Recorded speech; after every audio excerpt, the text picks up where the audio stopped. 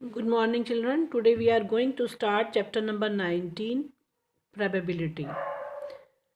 Probability आप 7th class में भी पढ़ चुके हैं.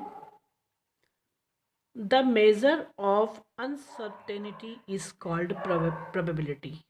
यानी कि जिस चीज़ की सर्टेनिटी नहीं होती है कि ये होगा या नहीं होगा, that is called probability. Before solving the sums of probability, let's first we learn about some important terms. Some important terms के बारे में हम सीखेंगे इसमें. पहले first is random experiment. What is random experiment? An experiment whose outcomes are known but the result can not be predicted in advance. It is called random experiment. तो for example, if we toss a coin, its outcomes are known. Everyone know क्या outcomes हो सकते हैं बच्चों अगर हम toss करते हैं? तो हेड और tail. But we can not predicted और से वेदर हेड विल कम और टेल विल कम. हम ये नहीं बता सकते कि टॉस करने पर टेल आएगा या हेड आएगा. So it is an experiment whose outcomes are known. Outcomes हमें मालूम है, हेड और टेल है. That is called random experiment. Clear everyone? Now, sample space. Collection of all the possible outcomes of a random experiment is called sample space. जैसे कि अभी हमने एक random space के बारे में पढ़ा था कि if we toss a coin, its outcomes are known head or tail. तो how many outcomes head और tail दोनों हो सकते हैं? Total outcomes are 2. So it is called sample space. इसको क्या बोलते हैं बच्चों? Sample space. इसमें एग्जाम्पल क्या दिया हुआ है? All outcomes are written in between curly bracket sample space of rolling a dice.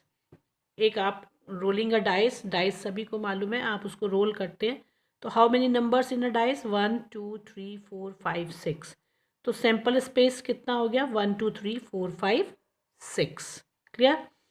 Now equally like outcomes. Equally likely outcomes. When the chance of each outcome in a random experiment are equal, then outcomes are called equally likely outcomes. जैसे each outcome 1 2 3 4 5 6 of a rolling a dice has equal chance of appearing, hence these outcomes are equally like. जैसे कि आप अब इसमें in a dice if outcomes are equally likely then the dice is said to be unbiased otherwise based.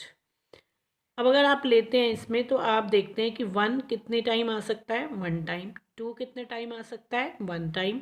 3 कितने time आ सकता है? 1 time. तो ये सभी नंबर 1 टाइम ही हैं, उसमें एक ही बार ही आ सकते हैं अगर हम उसमें करते हैं. तो that is called equally likely outcomes. Now sure event.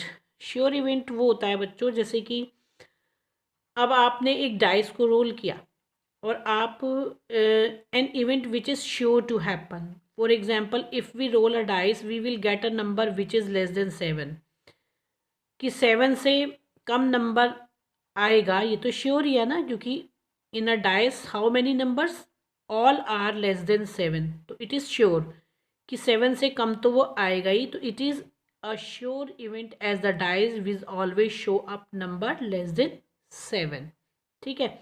Impossible event क्या होता है? जैसे इसी डाइस में आपने रोल किया, for example if we roll a dice we will get 0. It is impossible. और we will get 7. It is also impossible. So this type of events are called impossible events. तो बच्चों ये सभी जो definitions मैंने इसमें कराई हैं ये सभी आप अपनी नोटबुक में जहाँ से मैंने ये इसको मार्क किया हुआ है ये लिख लेंगे.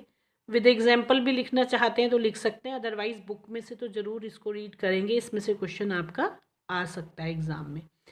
Now some random experiments. Throwing a coin. When we throw a coin there are only two possible outcomes, head और टेल। जैसे कि मैंने फर्स्ट एग्जाम्पल में बताया था, हेड और टेल। तो सैम्पल